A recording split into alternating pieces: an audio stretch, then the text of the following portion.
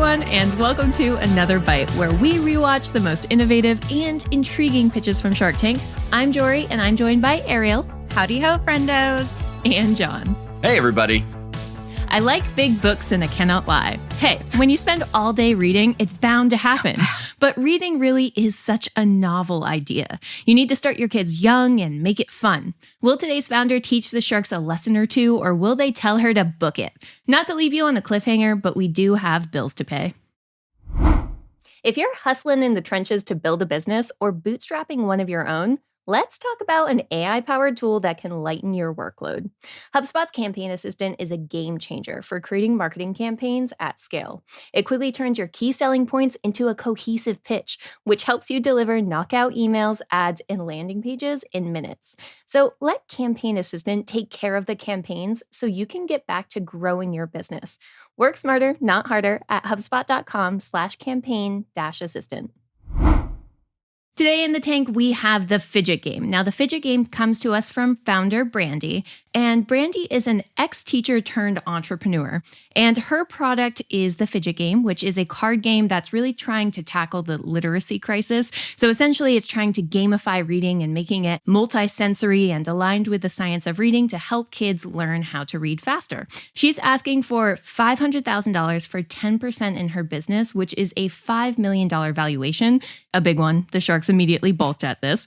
But thinking about our pitch and our product and our founder, what are our initial thoughts of the Fidget game? This is probably one of my favorite pitches because she incorporated so much of who she is and like her domain authority as a teacher in a really fun way. Yeah. Product itself looks really great. My only hesitancy with a product like this is how defensible can it be? Because anyone can sell flashcards with a poppet attached to it. So really my only concern for this founder is how she's able to really scale this and like not have to worry about other competitors coming into the market. But Copycats. Great concept.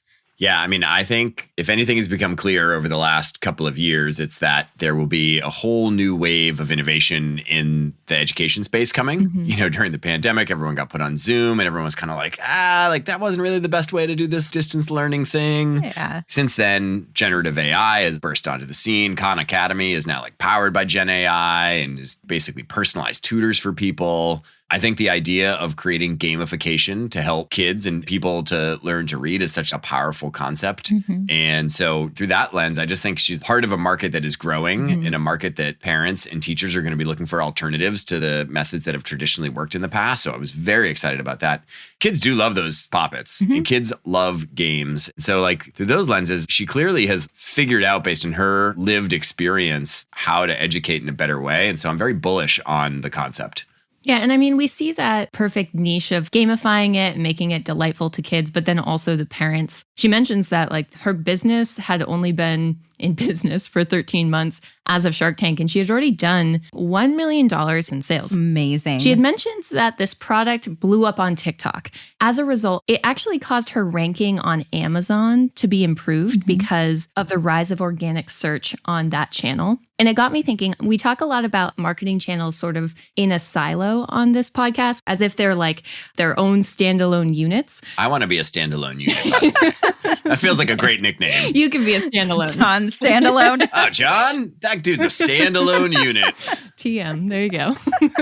I was curious on your take on how marketing channels actually influence each other and how marketers should be thinking about measuring that and quantifying that when it's kind of hard to say this channel's success led to this channel's success led to more sales. Well, Jorie, putting on my nerd hat a little bit here. Love it. Love that hat. Correlation does not equate to causation. Sure. You're always trying to find ways to tie into like the actual action that a user has when it's not trackable. So I think obviously, yes, coming from TikTok and having that virality sparked what's referred to as dark social. It sounds nefarious. Which isn't as scary as it sounds. But really, when you think about it, it's essentially just when you have private like social media communications through your family, sending like a message through like Messenger or WhatsApp, and they end up clicking a link to learn more, or they end up searching later on about a product. Basically, it's like word of mouth on social. Mm-hmm. So I think that's where she saw most of her success is like she got the virality on TikTok, but then you have things like the moms groups or the parenting groups that are talking about this in like a Facebook group of like, hey, have you tried this out for my kid? Oh my gosh, Billy's scores went up 30% since we started like playing this game and he absolutely loves it. It's just like sharing more intimately with different communities to be able to drive that popularity over time. When I think of the world of standalone units, as you call them, Jorie, Standalone I'll never units. escape it. there's kind of like, we like to classify them into two buckets: direct response channels and influence channels, right? Yeah. And many channels can have direct response components and influence components, but a direct response component is someone actually like clicks on the content, or somebody like clicks on the ad and goes to your website. And as marketers, we love those because they're so measurable. So this is kind of Ariel's point on correlation versus causation. When someone clicks on something, you're like, I can causate that is what drove this action because it's so trackable. Right. Influence is much harder because with influence, you're like, well, maybe someone saw it and had some contribution to what they decided to do, but I can't measure it. I can't track it. And the thing that we know to be absolutely true in the world is that we want to treat them as these standalone things, and they're not. Right. They're overlapped and they're messy. And a lot of times doing things in influence channel or in an influence way to drive awareness actually ends up resulting in major improvements to things that are direct response, like Amazon. And I think that's what she's seeing play out here. I don't know, Ariel, how you've approached trying to measure this. I know you've measured consideration and impact a lot. Last time I really dug in on this at a company, we just essentially tried to like correlate it. We looked at different spend levels on influence channels, and we looked at basically how that impacted our organic results. And we saw such a high correlation between them. Right. Is that the way you'd think about measuring that still, or how would you measure it? Yeah, I think looking at where you do see those peaks of activity and what kind of correlates back make the most sense. I also think instead of viewing it as a silo between influence work and DR work, having them work more hand in hand together. So how are you remarketing them? Are you providing sequential messaging that builds up based off of a really great moment? Or if they saw the video, then maybe it breaks down like the different product features that she has. So I do think oftentimes folks will separate the two as like two distinct activities. But to your point, Jon, there is so much like overlap where one can kind of lean in and support the other. So there are definitely ways to look at it. If you want to run like a regression analysis to look at what correlation is, more power to you. But I think it's pretty clear to see typically within branded search or within like Amazon search or e-commerce or like the easiest vehicles to really compare to moments in time and try to map back what you think could have drove that lift. I will just put one note in about the future of marketing here. We don't talk about like the future of marketing that much, but generally speaking, we're coming out of a decade where direct response dominated. Right. And because there was so much upside in direct response on all these social networks, it's really was like the dominant flex as a marketer was to say like, I am just going to be absolutely extraordinary at running a really high efficiency direct response model. That's starting to get disrupted. And it's a little bit back to the future because we're back to, the early 2000s when direct response wasn't nearly as big, was only available through direct mail.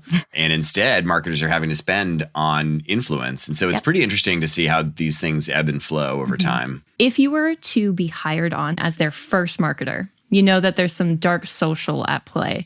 What are your pieces of advice for the Fidget game moving forward if the idea is scale and expansion? I think having a branded community, like a Facebook group, not necessarily to push out your own content, but to allow it to be an open forum for like parents to like share tips about things, to talk about your product. So to have like a community marketer or someone who has a really strong background in leading community growth would probably make the most sense for her. Personally, I'd go speed. I would just speed. John's like, ship it. Johnny, ship it over here. Seriously, I would just get in as many languages as possible. And I would build a model where you have someone who has really scaled things internationally over time, come in to run the business side and just build up local teams to go do that stuff and stress a lot less about like making it perfect and instead just making it a lot faster. Yeah. So it's clear that she wants a shark for that product expansion, but she really just wants to focus on what inspires her, which is being a teacher and creating these elements.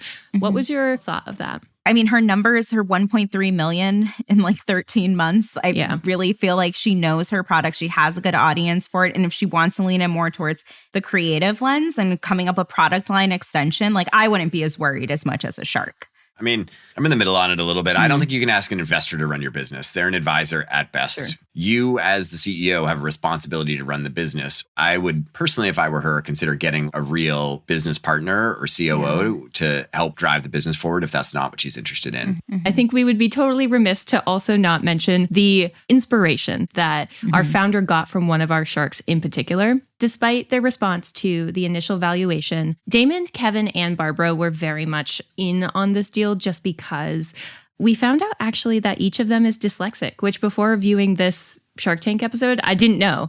And I think that was an example of vulnerability from the sharks that I was like, okay, this founder is walking away with a deal with someone. But we found out that actually a lot of the founder's origin story was really inspired by Barbara and how Barbara had responded to a messy divorce. And the founder herself was going through relationship turmoil when she started this company. So it was very clear that as soon as Barbara was on board, this is who the founder wanted to work with. There was some slight negotiation, but Barbara ultimately offered $500,000 for 15%. And the founder locked that in, was like, you are my dream shark. You are my inspiration. Let's make a deal. It's like so cool. That was like one of the best. You know, you watch a lot of these pitches on Shark Tank over time. Boy, did that one feel awesome. Yeah. Mm-hmm.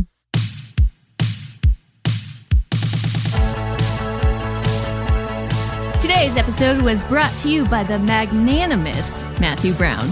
Editing comes from Robert Hartwig and support from Melanie Romero. Subscribe on Apple Podcasts, Spotify Podcasts, or wherever you subscribe to the greatest podcasts ever. That does it for me. See you next episode in the tank with another bite. Hey guys, if you listen to Another Bite on Google Podcasts, we want to let you know that that option will no longer be available pretty soon. Google is sunsetting its podcast app sometime in early 2024 in favor of YouTube Music, and we want to give you the heads up before it's too late. Another Bite is available anywhere you listen to podcasts like Apple Podcasts and Spotify. If you're using YouTube Music, we're there as well. If you're an Android fan, there's plenty of apps like Overcast, Pocket Cast, Player FM, and more. So just search for us wherever you decide to listen to your favorite podcasts.